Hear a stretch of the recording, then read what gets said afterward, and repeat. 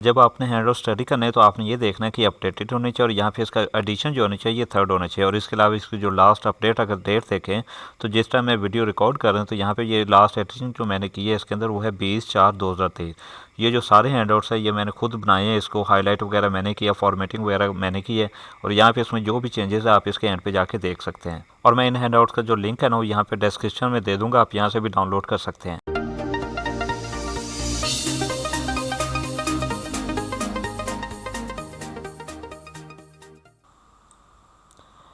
Topic 184 की अगर बात की, यहाँ पे उन्होंने नेम पाइप को दोबारा से एक्सप्लेन किया तो ये वही चीज़ें दोबारा बता रहे हैं कि ये बहुत पावरफुल होते हैं और यहाँ पे ये होते हैं जो मैसेज ओरिएंटेड होते हैं। मैसेज ओरिएंटेड का मतलब ये है कि इनका जो मैसेज होता है ना वो एक ही दफ़ा में डिलीवर हो जाता है। यानी अगर ये कुछ इस तरह का मैसेज है ना तो एक ही दफ़ा में सारा मैसेज डिलीवर हो जाएगा। ये नहीं होगा बाइट ओरिएंटेड का मतलब होता है कि बाइट बाय बाइट ट्रांसफ़र होना, तो इस तरह से नहीं होगा बल्कि एक ही दफ़ा में कंप्लीट हो जाएगा। और यहाँ पे बात करें ये बाई डायरेक्शनल होते हैं। बाई डायरेक्शन का मतलब है कि अगर ये पाइप है ना हमारे पास तो यहाँ पे कम्युनिकेशन अगर इस तरफ एक प्रोसेसर है और इस तरफ एक प्रोसेसर है तो दोनों कम्युनिकेशन कर सकेंगे। यानी ये भी इसको मैसेज सेंड कर सकेगा, ये भी इसको मैसेज सेंड कर सकेगा। और यहाँ पे कि मल्टीपल जो इंडिपेंडेंट इंस्टेंसेस होते हैं ना वो सेम नेम से हो सकते हैं। कैसे? जस्ट सोच के अगर कोई पाइप है ना, यहाँ पे ये एक पाइप है तो यहाँ पे अगर इसका नेम है ना सी, तो अगर इसी तरह हमारे पास कोई और भी पाइप हो सकता है जिसका नेम बिल्कुल सेम सी हो सकता है। यानी मल्टीपल इंस्टेंसेस जो होते हैं ना वो सेम नेम से हो सकती हैं। तो यहाँ पे ये नेम का कोई भी इशू नहीं बनने वाला, सेम नेम से बहुत सारे इंस्टेंसेस एग्जिस्ट कर सकते हैं। और यहाँ पे जो नेटवर्क क्लाइंट होते हैं ना वो नेम से एक्सेस होते हैं। यहाँ पे अगर बात करें जो नेम पाइप कनेक्शन की, तो यहाँ पे अगर सेम मशीन के ऊपर हो या डिफरेंट मशीन के ऊपर तो इनकी इम्प्लीमेंटेशन सेम होगी। यानी इनकी वर्किंग जो हो रही है वो सेम होगी, चाहे वो एक ही पीसी के ऊपर रन कर रहे हैं या डिफरेंट पीसीज के ऊपर। टॉपिक 185 की अगर बात की, यहाँ पे उन्होंने नेम पाइप है ना उसका एक्सप्लेन किया हुआ है। यहाँ पे इसके लिए जो एपीआई यूज होती है वो क्रिएट नेम पाइप होती थी। एनोनिमस 5 में हमने देखा था कि वहाँ पे जो हो रही थी एपीआई वो क्रिएट पाइप के नेम से हो रही थी।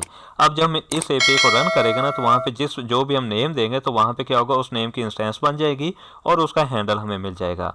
और यहाँ पे हम मैक्सिमम नंबर ऑफ इंस्टेंसेज भी बता सकते हैं। जस्ट सोच के अगर हम सेट कर देते हैं ना कि 8 इंस्टेंसेज हो तो इतनी इंस्टेंसेज इस नेम से, जो भी आप नेम स्पेसिफिक कर देते हैं, जैसे अगर वीयू के नेम से कर देते हैं तो उतनी इंस्टेंसेज उसकी क्रिएट हो जाएंगी। अब यहाँ पे जो क्रिएट कर रहा होता है ना पाइप को, तो उसको ज़्यादातर सर्वर से रिगार्ड किया जाता है, यानी कि वो सर्वर होता है। और सेकंड नंबर पे अगर क्लाइंट की बात करें तो यहाँ पे क्रिएट फाइल यानी इस एपीआई के थ्रू इस पाइप को यूज़ कर रहा होता है।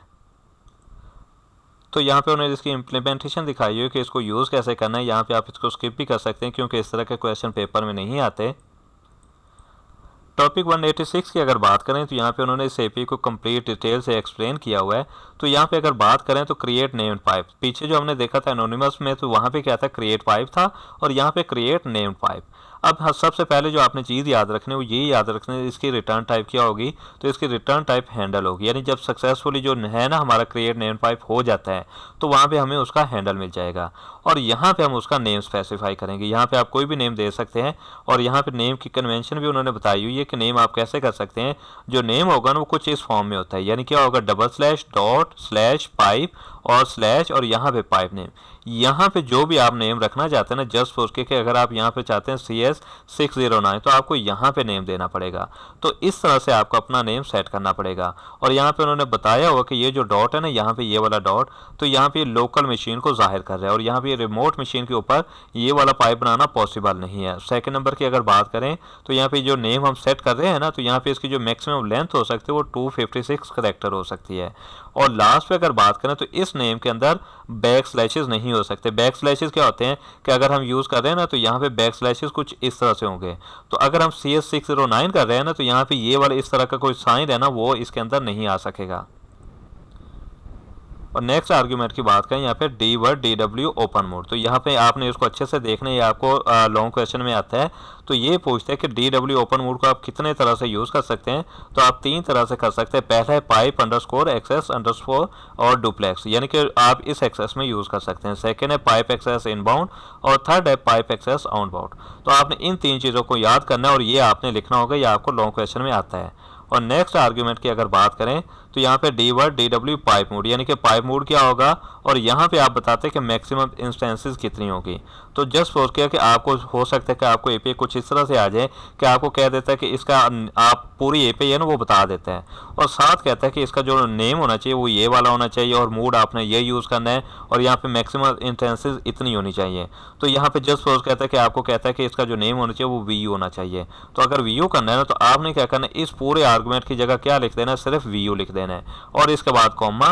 और अगर DW ओपन मोड कहता है ना कि कोई भी से इनमें से यूज़ करके दिखाओ, तो आपने वो वाला जस्ट सोच के अगर ये वाला कह देते हैं ना, तो आपने ये वाला लिख देना है किसकी जगह, ये सारा जो सेकेंड आर्गुमेंट है इसकी जगह वो वाला आपने मोड लिख देना है। और इस तरह अगर आपको ये भी हो सकता है कि यहाँ पे कह दे कि मैक्सिमम इंस्टेंसेस कितनी होनी चाहिए, तो जस्ट सोच के अगर वो आपको 8 कह देता है, 10 कह देता है, तो इस पूरे आर्गुमेंट की जगह आपने क्या लिख देना है, इसकी जगह आपने सिर्फ 8 या 10 या जितनी भी वैल्यू वो कहता है आपने लिख देना है। और यहाँ पे आपको कुछ ऐसे भी कह सकता है कि इसका डिफ़ॉल्ट टाइम आउट क्या होगा, तो जस्ट सोच के कि आपको कह देता है कि 10 सेकेंड होना चाहिए। तो आपने एक चीज़ याद रखनी कि 1 सेकेंड के लिए जो हम मिली सेकेंड को यूज़ करते हैं वो 1000 को यूज़ करते हैं। तो अगर हम 10 सेकेंड के लिए करना चाह रहे हैं, तो यहाँ पे यानी 10 सेकेंड के बाद टाइम आउट हो जाए, तो इसके लिए हमें जो वैल्यू यूज़ करनी पड़ेगी 10,000 मिली सेकेंड को यूज़ करना पड़ेगा। तो यहाँ पे कंप्लीट आर्गुमेंट की जगह आपने जो वैल्यू दे देनी होगी वो इतने मिली सेकेंड दे देनी होगी।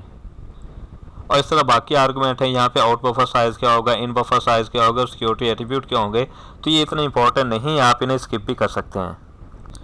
तो यहाँ पे क्वेश्चन देख लें, आपको कुछ इस तरह से पूछता है, वाइल क्रिएट नेम पाइप, जब आप इसको यूज़ कर रहे होते हैं, which option are available in DW open mode, तो ओपन मोड में कौन कौन से मोड अवेलेबल होते हैं। तो आपने ये तीनों मोड है ना, इनके नेम लिखने होंगे। टॉपिक 187 की अगर बात करें, तो यहाँ पे ये बता रहे हैं जो क्लाइंट कनेक्शन है ना ये कैसे किए जाते हैं। तो यहाँ पे जो क्लाइंट कनेक्शन की अगर बात करें, तो यहाँ पे क्रिएट फाइल के थ्रू इनको यूज़ किया जाता है। अब यहाँ पे जो पाइप होता है ना वो कुछ इस फॉर्म का होता है, ये हमने पीछे भी देखा था, क्या होगा, डबल स्लैश होगा, डॉट होगा और स्लैश होगा, फिर पाइप में होगा, और यहाँ पे इसका पाथ भी दे सकते हैं, और पाथ के बाद उसका क्या होगा, पाइप नेम होगा, जो भी पाइप नेम है, जैसे CS609 या VU या जो भी पाइप नेम है। और अगर बात करें अगर जो सर्वर होता है वो डिफरेंट मशीन के ऊपर होता है, यानी ये जो है ये सेम मशीन सेम कंप्यूटर वगैरह के ऊपर है, और अगर डिफरेंट मशीन के ऊपर होगा तो वहाँ पे क्या होगा, जहाँ पे ये डॉट है ना वहाँ पे क्या हो जाएगा, सर्वर नेम आपको देना होगा, और उसके बाद क्या आ जाएगा, पाइप आ जाएगा बिल्कुल वैसे ही, और उसके बाद क्या आ जाएगा, पाइप नेम आ जाएगा। और यहाँ से क्वेश्चन देख रहे हैं किस तरह से आता है। तो यहाँ पे short question for final term, right the naming convention for client and server when they are on same machine versus different machine in name pipe. तो यहाँ से लेके आपने यहाँ तक लिखना होगा, और ये आप भी लिखना चाहें तो लिखते हैं, नहीं तो अदरवाइज इतना लिख दें, इनफ होगा। और इस तरह अगर टॉपिक 188 की अगर बात करें, तो यहाँ पे जो नेम पाइप है ना, तो यहाँ पे उन्होंने APIs बताए। तो यहाँ पे ये 7 फंक्शन है, आपने सिर्फ ये याद रखना है, इनके नेम याद रखने। यहाँ पे जो सबसे पहले वो gate name pipe handle status, तो यहाँ पे आपने इसकी स्टेट ही देखनी होती क्या है, ब्लॉकिंग स्टेट में, नॉन ब्लॉकिंग स्टेट में, मैसेज ओरिएंटेड है या बाइट ओरिएंटेड है, और इस तरह नंबर ऑफ पाइप इंस्टेंसेस कितनी है। तो इस तरह की चीज़ों के लिए आप जो API यूज़ करते हैं वो है gate name pipe handle state. और सेकेंड नंबर पे set name pipe handle state, यानी इनमें से कोई आपने स्टेट सेट करनी है तो आप इस API को यूज़ कर सकते हैं। और उसके बाद अगर आपने ये देखना है कि जो हैंडल है ना वो क्लाइंट के लिए या सर्वर के लिए है, तो उसके लिए आप API यूज़ करेंगे, वो होगा गेट नेम पाइप इन्फो, यानी इन्फो वाली यूज़ करेंगे। और उसके लिए भी कुछ 3-4 API तो आपने सिर्फ इनके नेम देख लें, gate name pipe client session ID, और इस तरह gate name pipe server process ID। तो प्रोसेस ID देखने तो इसके थ्रू होगी, सेशन ID देखनी होगी तो इसके थ्रू होगी। तो यहाँ पे हमने देखा था टॉपिक 189 की अगर बात करें, तो हमने देखा था जो सर्वर होता है ना वो पाइप को क्रिएट करता था। अब जब पाइप क्रिएट हो जाता है ना, तो वहाँ पे वो क्लाइंट के लिए कनेक्शन के लिए वेट करता है। अब जो कनेक्शन होगा इस्टेब्लिश होगा ना, जिस API के थ्रू होगा वो होगा कनेक्ट नेम्ड पाइप। अब यहाँ पे इसकी API उन्होंने दी हुई है, तो आपने इसको देख लेना, या आपको शॉर्ट क्वेश्चन वगैरह में आ सकती है कि आप कनेक्ट नेम पाइप को कैसे यूज़ करते हैं, या कनेक्शन को सक्सेसफुली करने के लिए आप किस API को यूज़ करते हैं। तो इसकी रिटर्न टाइप की अगर बात करें तो ये बूल है, यानी कि ट्रू होगी या फॉल्स होगी। और यहाँ पे इस API का नेम है कनेक्ट नेम पाइप। यहाँ पे सबसे पहले तो हमें जो चाहिए होगा ना, हमने जो देखा था ना नेम पाइप, तो वहाँ पे उसका हैंडल हमें एक रिटर्न होता है। तो सबसे पहले हमें वो हैंडल चाहिए होगा, और जिस नेम से हैंडल था ना वो हमें नेम चाहिए होगा। तो यहाँ पे उसके नेम का हैंडल हमें मिल जाएगा, और उसके बाद हम LP ओवरलैप्ड ये वाला हम यहाँ पे आर्गुमेंट यूज़ कर लेंगे।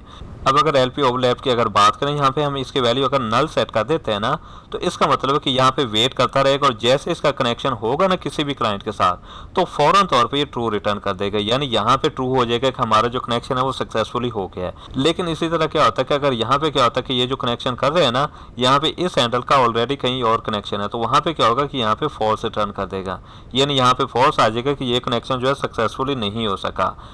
अब जब कनेक्शन सक्सेसफुली हो जाता है ना, तो यहाँ पे क्लाइंट एंड सर्वर जो होते हैं ना, यहाँ पे रीड फाइल या राइट फाइल, इस एपीआई को यूज़ करके हमने ये पीछे मिड टर्म में देखा था, तो इनके थ्रू अगर रीड करना है तो रीड फाइल को यूज़ करेंगे, राइट करना है तो राइट फाइल को यूज़ करेंगे।